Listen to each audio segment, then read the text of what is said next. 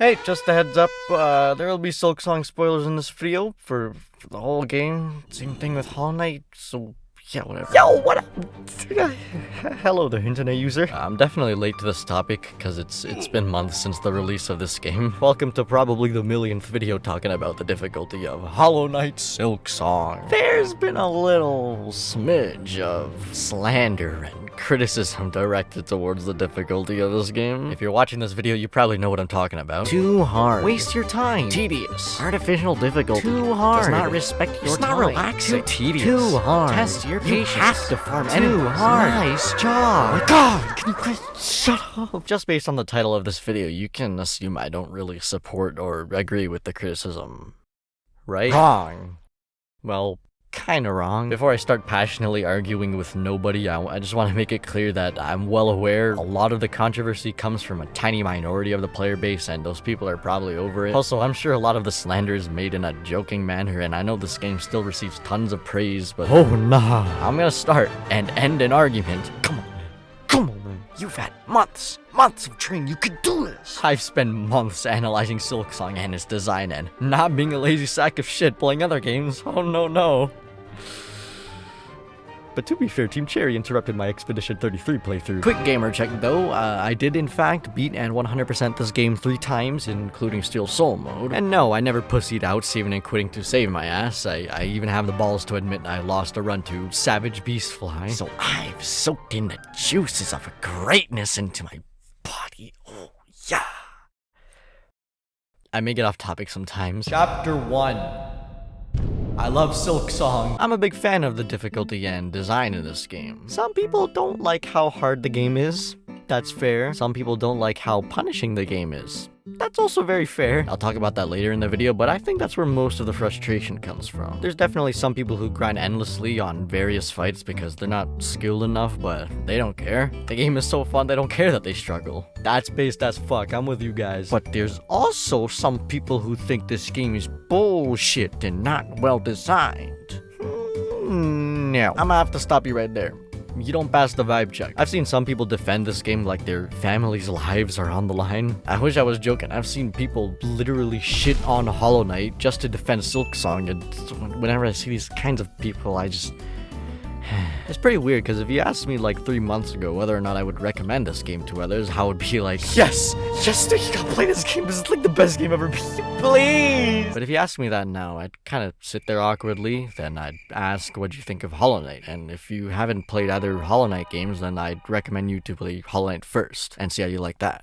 Now, personally, I freaking love Silksong. Definitely one of my favorite games I've ever played. In my eyes, it's a masterpiece. I loved it even more than its predecessor, and that was already one of my favorite games I've ever played. But even though I loved Silksong, I can't help but side with a lot of the difficulty complaints. But specifically the difficulty of this game, not the design. Because I believe games can be difficult while still being fair and well-designed. Not saying the game design is perfect, it definitely isn't, and I'll get to that later in the video. But I believe the game is mostly very fair and well designed. I just think Silksong lacks accessibility that it should have. Normally I wouldn't care too much about accessibility for a game meant to be hard because, well, I don't think games can appeal to everyone, and, you know, if you're not a big gamer, then why are you trying to play games made to be difficult and then complaining that it's too difficult? Calm down, boy.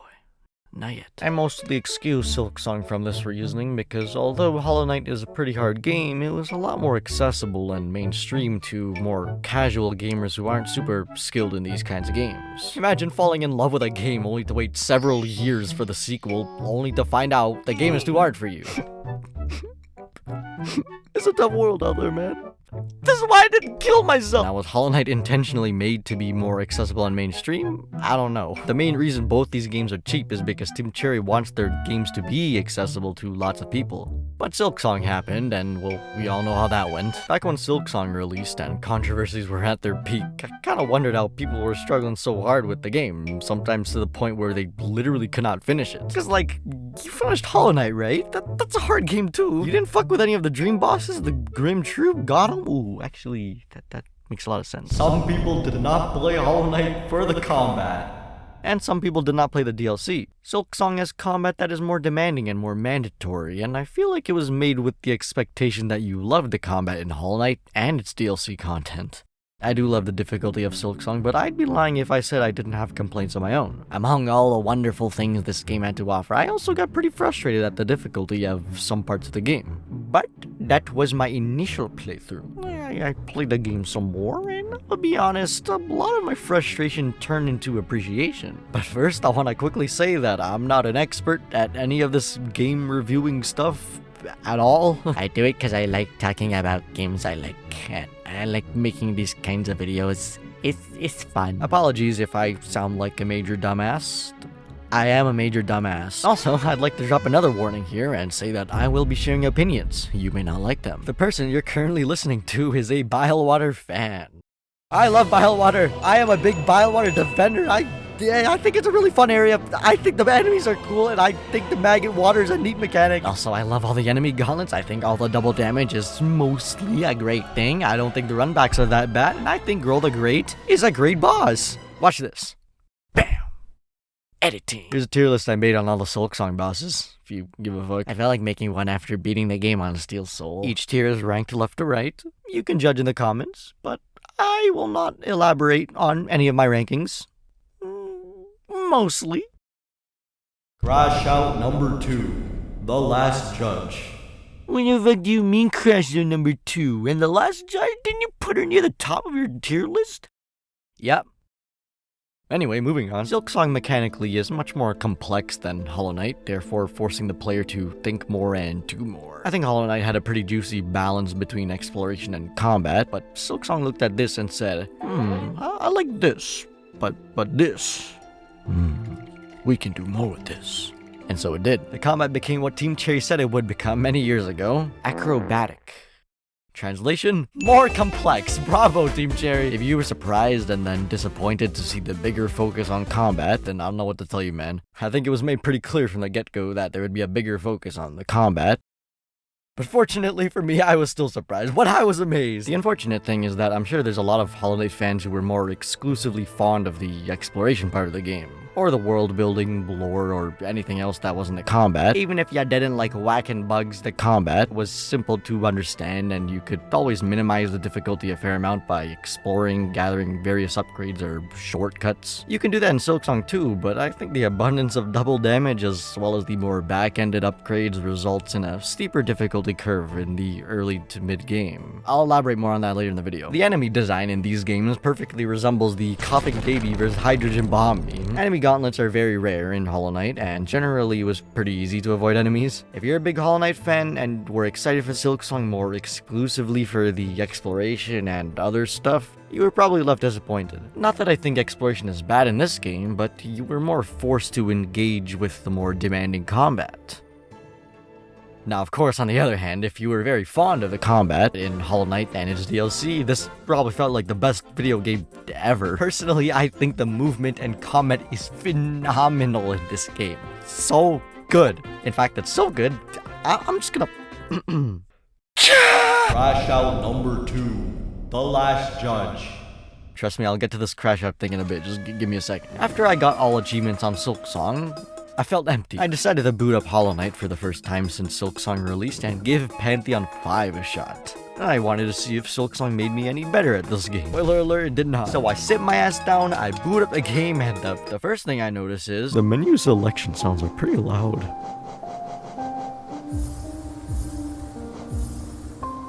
Then I actually opened up a save file and... Ew, it's so small! Instinctively, I tried pressing S on my keyboard to try and use clawline various times during my play session, only to be met with the same level of surprise and disappointment every single time. I noticed some small things that I never really thought of before playing Silksong, like how you'd sink a little after using Monarch Wings and how you have literally no control of yourself when you dash. You don't do these double jump dippies in Silksong, and your dashes have a bit of fall off to maintain momentum for sprinting, which also makes dashing around in the air feel nicer to use. Also, that initial burst part of dashing is very short. It's what makes this bullshit viable in speedruns, but it allows you to swing your needle much sooner after coming out of a dash, and it feels good. That was something I missed a lot when playing Hollow Knight. I never really noticed how much you had to commit to dashes until coming from Silksong. But the biggest thing I noticed, well, it took me some time to really notice it, but the biggest thing I noticed after returning to Hollow Knight was how I was playing more aggressively and more reckless. I was getting hit a lot. Is that a skill issue? No. Could it be me being rusty at the game? Nah. I've seen a lot of memes on how beefed up Silksong enemies are, and my god, they're hilarious. It's fucking true though, and it's awesome. I like how enemies have a lot of depth rather than always being tiny damage sponges. And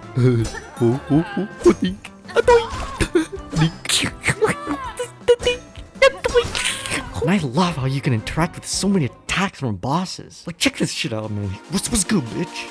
Fuck you.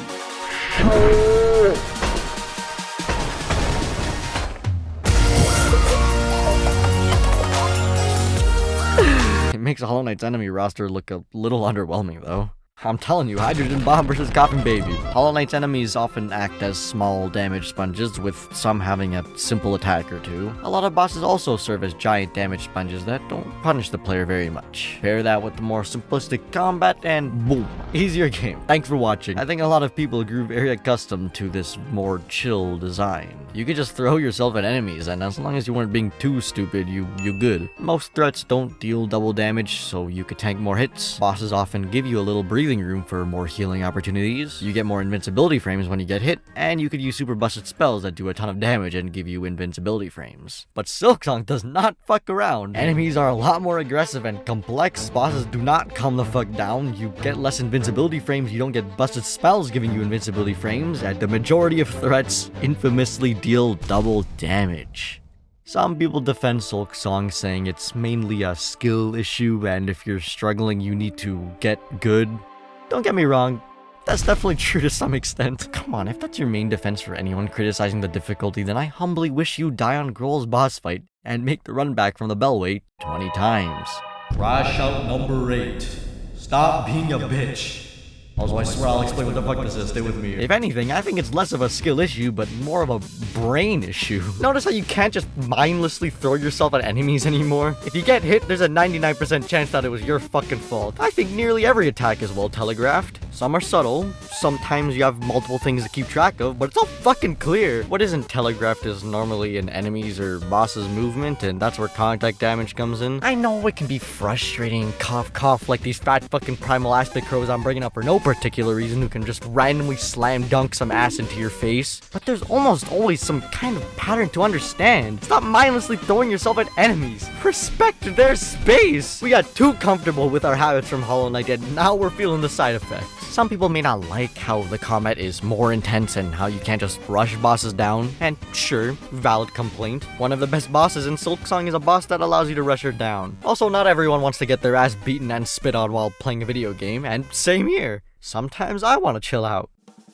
But I will defend this game. It is good fucking design. Stop being a bitch. Silksong is made to be challenging. Stop acting like it should just be a chill game to turn your brain off to. Like, oh yes, oh wait, I'm just gonna go a little stroll, you know? Oh man, look at this fella over here. I'm just gonna do a little touch. A little touch. Kill yourself. I'm sorry, I don't know what I'm saying. I'm having a moment. I don't understand how some people glaze Hollow Knight's combat and its DLC, but they resent Silksong because it wastes your time. Bitch, I don't care if I spent 3 hours on the Coral Tower or die a Grohl for the 13th time. I'm having the time of my life. Every time I die, I'm still smiling like a bitch. And it always feels so fucking good every time I overcome any fight. Especially now that there's...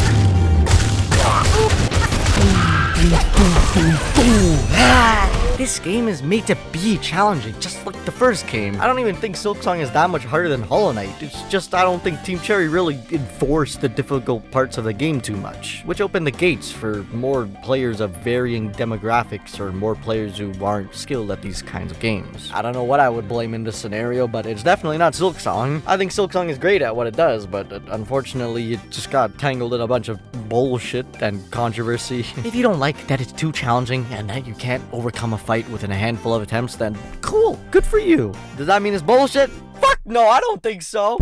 Holy shit. Oh my god. Easy there, boy. That's enough. Listen, guys, I'm not avoiding elaboration on why I love the difficulty. I'm nearing the end of page 10 on the script, and I'm now just realizing that I've been getting off topic a lot, and I haven't actually talked about it much. Crash out number 2. The Last Judge. So, I've been doing a little defending and a little meat riding, but I actually have a history with getting frustrated with this game. I know all great games still have flaws that people don't like, but like, no. When I say getting frustrated, I mean like, I've actually crashed out because of the difficulty of this game. Though not rage quits, I haven't got to that point. As far as I can remember, there has been a total of 7 times I've properly gotten frustrated big time or just mentally died while playing this game. You saw my 8th DLC crash out. Out of the big 7, I actually only have 1 crash out that's related to the difficulty of this game, so I'll only go over that one. But if you want to hear about the others, then why don't you subscribe and request another video of mine, You see what I'm saying? Crash out number 2. The Last Judge.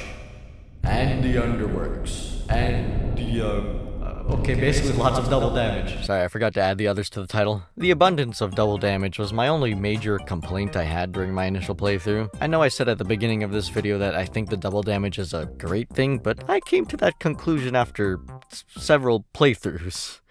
That probably sounds stupid and bad, but just hear me out. This crash out didn't apply to everything that dealt double damage, plus Team Cherry actually nerfed some of these sources that I think were very necessary. Also, this isn't really a singular big-ass crash out. It's just several periods of frustration I had during my initial playthrough all bundled up into one because they're all related to double damage and... because I said so. I'll quickly name every moment I remember. Fighting Last Judge for the first time, dealing with the Underworks and Cogwork Core before the double damage nerfs, and fighting Lace 2 for the first time. So why do people dislike double damage? You die. Fast. You also gain fewer invincibility frames after taking damage, and no spell to gain more invincibility frames. Looking at you, D-Dark. Fuck you. I don't like to think that there's a wrong way to play a video game. I mean, like, whatever floats your boat, right? But nowadays, every time I think about that, I recall this comically horrible game journalist playing Doom like a dumbass, and then I think to myself, yeah, no, there are wrong ways to play a video game. And speaking of Doom, holy shit, that's a great comparison. Just like how based game director Hugo Martin says about his games. We really went through and we tried to shore that up, to make it, to hold the player accountable, to not let them out of the fun zone. You know, the fun zone is managing resources, it's doing all these different things, it's thinking constantly, it's using the right tool for the job, it's diving into progression, shooting weak points of enemies, all these different things. And when they don't play that way, we kill them.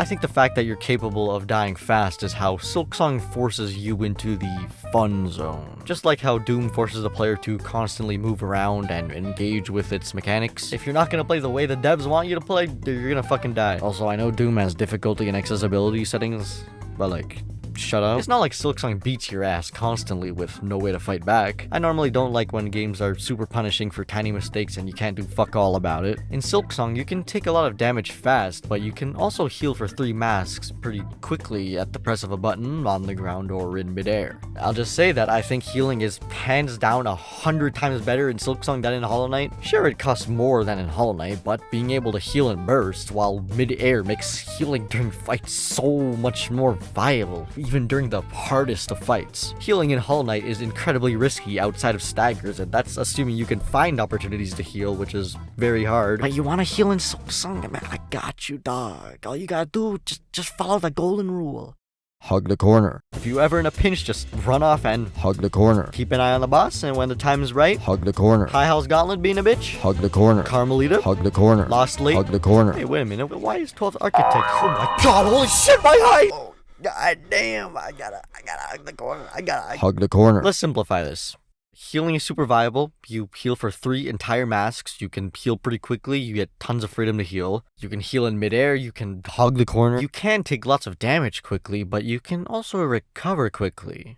To me, that just sounds like you can't make too many mistakes in a row. You can make many mistakes, but as long as they're not in rapid succession, you can always out-heal the damage you take. But since there's a large cost for healing, it's up to the player to manage their resources. And I'm not talking about tools. You gotta put a lot of attention into managing your silk for healing or for movement with clawline or using spells. And I think that is awesome. This is how Team Cherry makes the player not fuck around and actually pay attention to boss fights, or any fight really. It's so good, I love it so much. They make the window for error small, but you're technically given a fair amount of leeway. That's why I love Nightmare King Grim, Pure Vessel, Absolute Radiance. The double damage may suck at first, but you're forced to respect the boss and its moves, resulting in a much more back and forth fight, which I love in a boss. But now in Silksong, you have that added freedom for hug the corner. And it's not like you're sitting around doing nothing half the time. The movement is awesome in Silksong, which makes dodging attacks more fun in my opinion. And you're very capable of dealing tons of damage in between attacks of even the most agile of bosses. And the better you get, the more hits you can squeeze in.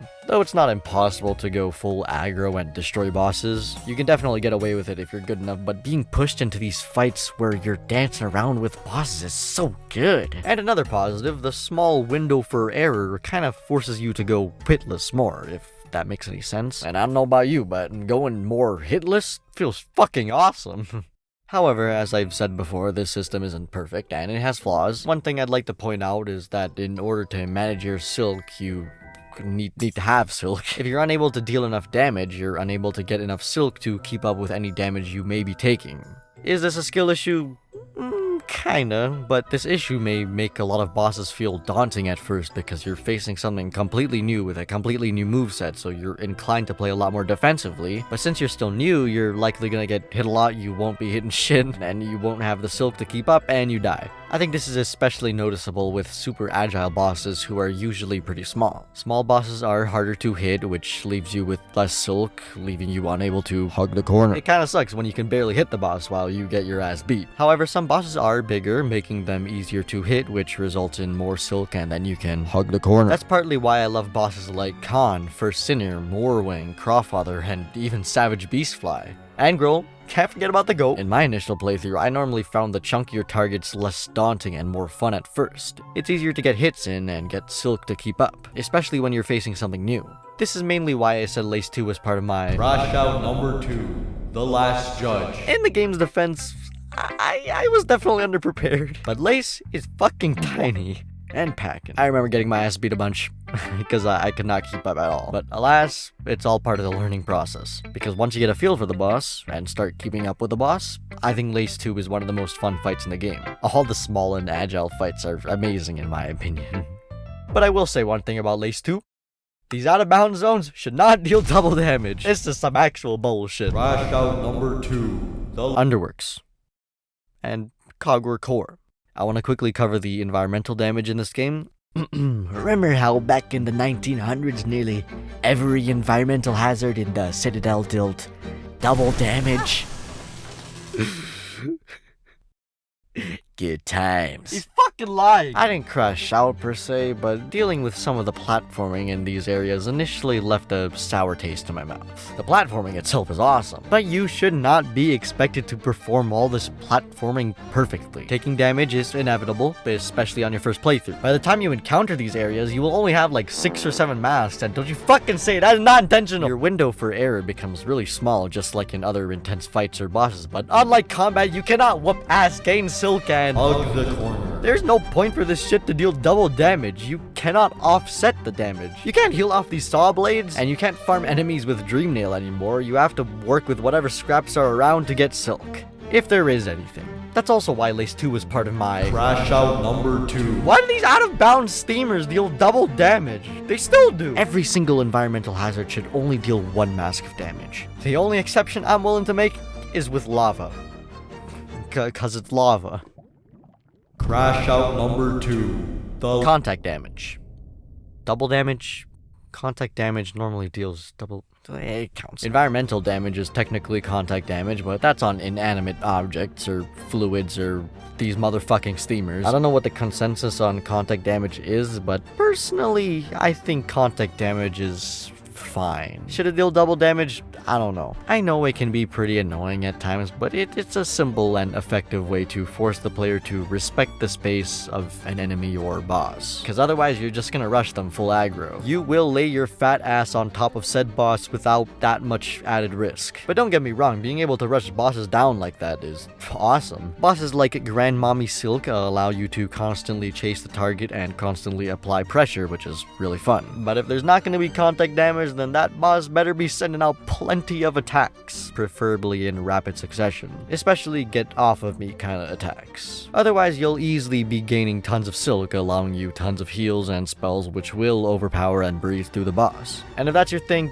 good for you. Personally, I like a lot more random bullshit thrown into the mix, you know what I'm saying? Absolute Radiance is my favorite boss from these games that has no contact damage. She sends plenty of attacks that force the player to move around lots, and she's got some get off of me attacks with these light beams and sword attacks. The vast majority of bosses in these games have contact damage though, which is still cool. Some people may dislike it, especially if a boss moves weirdly or moves where you're moving, or if they lay their fat ass on top of you. But again, I think it's a fine way to force players to chill the fuck out. Respect the enemy, learn the patterns, punish attacks, etc. Sometimes luck's involved, but that's just life. I do think contact damage should be gone when a boss is staggered though, especially when shit like this can happen. Now this is some real bullshit. So I've been doing a lot of defending when it comes to the abundance of double damage dealers. I have no idea how unpopular these opinions are, but I'd like to think I've done a decent job explaining why I like the double damage and how I think it helps force players into the fun zone. Though I've yet to go over what I think the biggest problem of the combat is. Crash out number 2. The Early game. I think the biggest problem lies in the early game.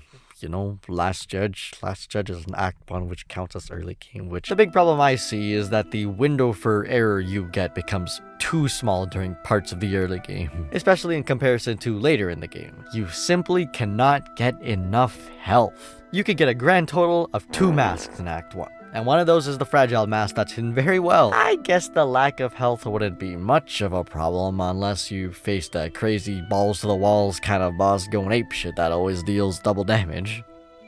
Oh, wait a minute! Crash out number 2. Hey you! You there! Down over here, my friend! Hey! Come a little closer. Come with me, my friend. I store all kinds of crystallized goods around here. Come, let me show you. I'd like to introduce you to another friend of mine, Pebble, as I like to call her. Hey, how you doing? She's always got my back around here. She keeps running my stuff. Oh, looks like. Looks like she started charging Pebbles for my possessions. Yeah, I didn't tell her to do that. She's quite a silly one. It could be a form of miscommunication, couldn't it? Okay, there we go. You're welcome. I've decided to discontinue that bit because I don't want to do that anymore. Hurts my voice. You can get a mask shard from Peb. Hey, I know. This mask shard from Peb is one of 6 shards that you can get in Act 1. So that brings you up to 6 masks total. Right? Wrong. That's actually 3 masks. Crash out number. Alright, let's see here. There are 4 mask shards locked behind Act 3, 5 require double jump, 1 needs claw line, and 3 are tucked away into the Citadel. Holy shit! You get those pretty damn late! Unfortunately, you only get a significant upgrade every 2 masks, every odd number, because in the beginning, you got 3 masks to work with. Sorry, not 5. There's enough double damage threats that back up this factual statement. So basically, only 2 hits can be taken before the pants go brown. It's only when you reach that next odd number, then you can tank an extra hit before dying. I'm not saying it's not an upgrade getting to 6, 8, 10 masks, especially not 8 and 10. I mean, these upgrades are still hella useful for plenty of normal enemies and getting maximum healing value more often, but better fucking hope you find the goat in Hunter's March, otherwise you're walking into Last Judge with 6 masks. And that's assuming you did enough exploration and or spending. And yeah, I know there's Phantom, but come on, you're so much more likely to enter Act 2 through the Last Judge. Hence, Crash out number 2. The Last Judge. Alright, I swear this time's about the Last Judge. This is why I kinda crashed out during my time fighting the Last Judge. For the first time. I actually really love this fight now. It was really exciting. You know, climbing through the blasted steps. It was hyped up as the final climb before the Citadel. It got me all giggly and shit. Approaching the gate to the Citadel, playing the needle and then oh, mama! That is an awesome fucking entrance. Alright, come on, let's go. Please ignore the fact that I'm not on full health. Also, I wasn't using the fractured mask, even though I did have it. I remember dismissing it as kinda mid, like a fucking doofus. But you know, it's kinda disheartening when bosses are running around going ape shitting at you and you just die in a couple seconds. Then you have to spend 20 times the amount of time just to get back, and once you're back, maybe you get a little further, but then the boss starts pulling out other shit, and then you just die again. Even with the magma bell, I got pretty frustrated on this fight. And you still have to reach a certain part of the fight to learn you need the magma bell, and that's assuming you have the magma bell. But here's the thing. I don't remember having much fun throwing myself at this boss, but on my winning attempt, that shit felt so fun.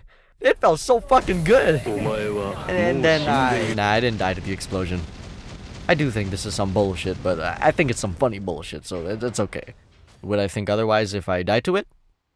No. I think the core gameplay and just the entire Last Judge fight is awesome. But goddamn, I think the double damage should be toned down during this first phase. And that's it, it's so simple. What bothers me is that you fight her in the early game, and I think the window for error gets too small. Fast attacks in rapid succession that deal double damage and run back much longer than probably many players' attempts at the actual fight. I don't give a fuck if it fits her lore, it's just too initially daunting. It is not beginner friendly. If we look at bosses like Widow, Lace 1, Phantom, these are early game bosses that deal one mask of damage, but have an attack or two that deals double damage. I think this is a much healthier way of balancing these early game bosses and keeping that window for error big enough, but not too big to freely allow the player to mindlessly throw themselves at said boss. With fewer masks, it's very easy to get overwhelmed and die quickly to constant double damage attacks. Though I will say, I do really like how you can make the Last Judge easier with the Magma Bell. It feeds into Team Cherry's philosophy of exploring elsewhere when you're stuck, and I think it's a cool way to maintain the window for error.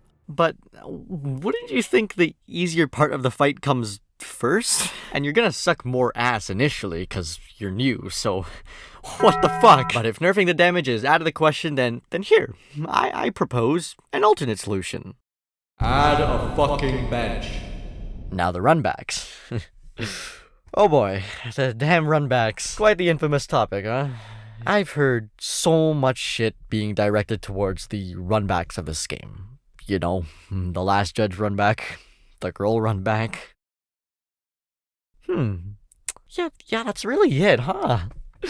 It's always the Last Judge or girl runback. It's always those two. Listen, I've said this once and I'll say it again. I will be sharing opinions. You may not like them. Regardless of the outcome, please don't harass me. I genuinely do understand the complaints, babe. Please don't kill me. Why do people hate runbacks? It's downtime from the thing we want to do. Why are these runbacks especially hated on? Because it requires effort. Patience. These take especially more time. Do I think benches should have been placed closer to, if not right next to these boss fights? Yes, definitely, 110%. Personally, I do think some fights actually benefit from having a little downtime to catch your breath, strategize, think about what you did wrong and what you could do to improve. Also, crucify me if you want, but I don't think benches should be freely handed out at every nook and cranny. I think in a Metroidvania like this, you should learn to treasure what you get and venture out into foreign territory without expecting the game to hold your hand. That also means I like having to pay for some benches. It makes me value benches more and play less like a dumbass, because I'm scared. You're not expected to have tons of money and easily buy out everything, and there's an added layer to managing your money, which I like. But if a runback starts eating a good portion of your time and starts giving you similar troubles to the fight you're trying to get to, then, well, that time you should be using to recoup your thoughts is traded for additional stress and frustration. I know you can die incredibly fast to nearly every boss in Silksong, but I think there's some bosses that allow you to digest more of what's happening. You feel? The pacing of the battle may be slower, attacks may come out slower, attacks may be more clearly telegraphed, but there's definitely some bosses that, when I die, I kind of think, like, okay, he always falls backwards after jumping, I gotta try and camp the edges and keep my distance during this attack. I probably should have scratched my nose during my heal, because that motherfucking itch fucked me over. Does anyone hate when that happens? You get such an inconvenient itch. That's such a critical... I'm getting off topic. But like, I hope you get what I'm saying. There's definitely some bosses that get you thinking a bit after most failed attempts. That's where I think a little downtime is okay. However, on the other hand, some bosses run around going cuckoo banana peppers capable of dealing tons of damage in seconds. These kinds of bosses, you die, your brain instantly clicks, fuck, I shouldn't have jumped, fuck, I can't do that, and you want to run it back. There's not much analysis to be done, you just gotta get back in there and get more adjusted to the boss. These kinds of bosses need a short run back, or preferably no run back. Every boss has its mix between the two, but I think the Last Judge is more of a cuckoo banana peppers balls to the walls kind of boss. You can lose so much health so fast. There's usually not much thought to be done, you just gotta give it more attempts. A bench outside the arena, or even this big space over here, could have had a bench, and I think this run back becomes much better. The current run back for the Last Judge is way too daunting at first, and takes some time to fully adjust to. For Grohl, I think this boss is less all over the place and gets you thinking more. But this enemy gauntlet is more than enough to recoup your thoughts and calm down. There should be a bench next to the arena, especially since the devs provide a bench right after beating literally inside the arena. Just move this bench here. They accomplished the same thing, but now there's one less headache involved. But, huge but. I'll say this with full confidence. Crash out number 9. These runbacks are not that bad. You salty motherfuckers need to calm the hell down. Do you know how easy it is to just ignore enemies? Seriously, for the Last Judge, you respawn, hold right, get here, jump, zip past the aimbot guy, jump up, get up here, do the platform, wall jump to the left, hold right, boing, jump, boing, do some more wall jumps, run over here, wall jumps, done.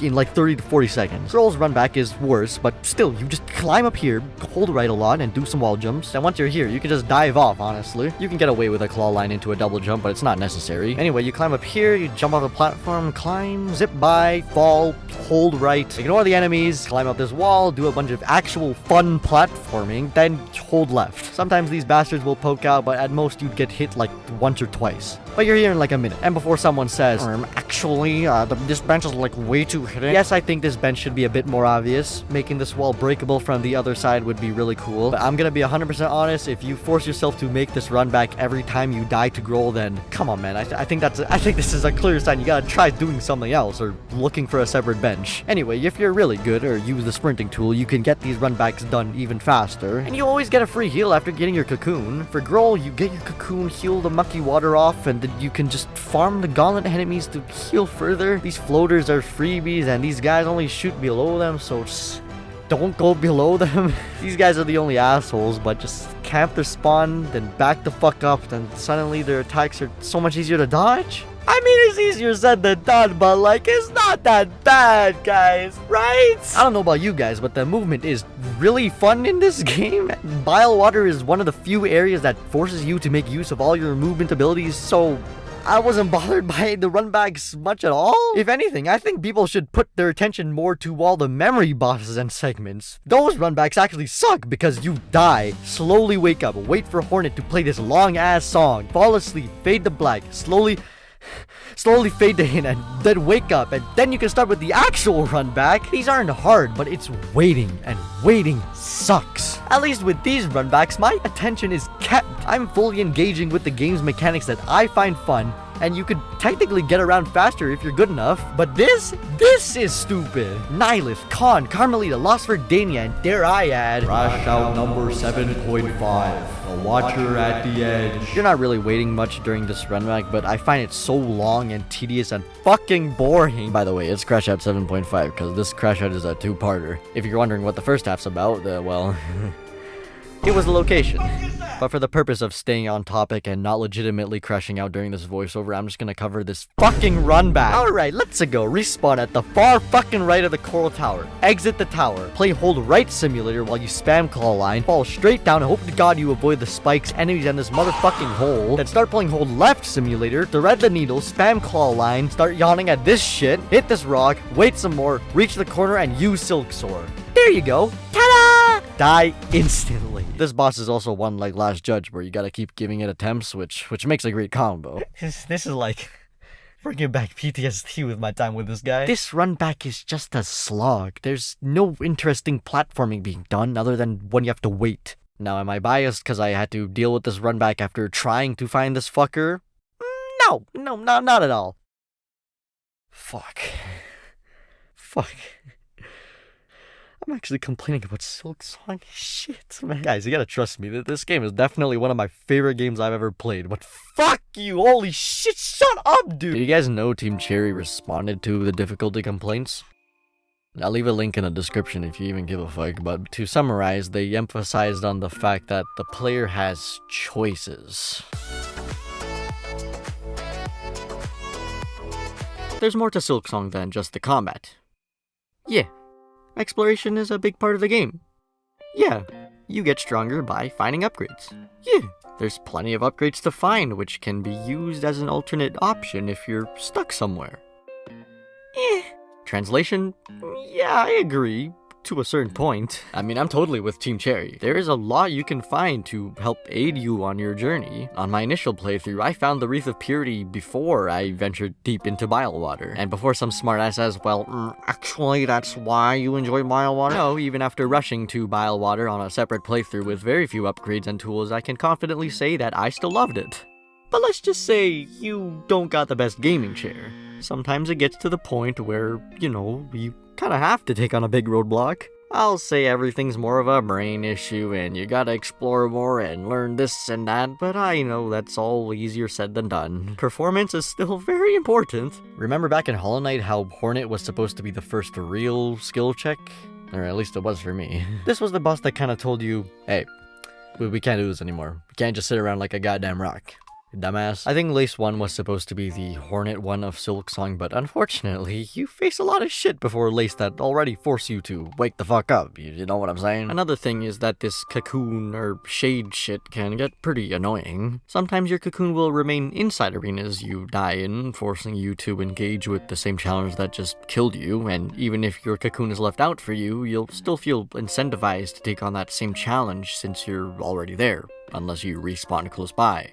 Personally, I haven't been bothered by this stuff even though I've lost thousands of rosaries and geo to the system. Though unlike Hollow Knight, you can safely store rosaries and silkies exist which are much more convenient than rancid eggs. The tool system also plays a big part in the gameplay and I'm amazed I'm only now getting to the tools 25 pages into this fucking script. Oh my god, dude, this recording is fucking massive. Excluding the shell shard that seem to get a lot of people grumpy. I think this tool system is cinema. I think it's a big juicy upgrade from Charms because you're able to create so much more varied builds. I like that you're not funneled into the same few tools like in Hollow Knight. You get so much freedom, and even better, everything is a bit more balanced. Some of these tools are definitely way better than others, but they all feel a lot more balanced than in Hollow Knight. And even better, the tools that suck ass are still fucking awesome.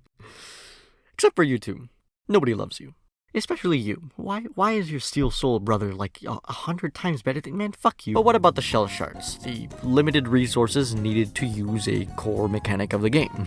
People who rely more on tools will probably run out of shards more often, which in the end punishes them further. That's pretty stupid. Fortunately for me, not to brag, but I'm a bit of a gamer.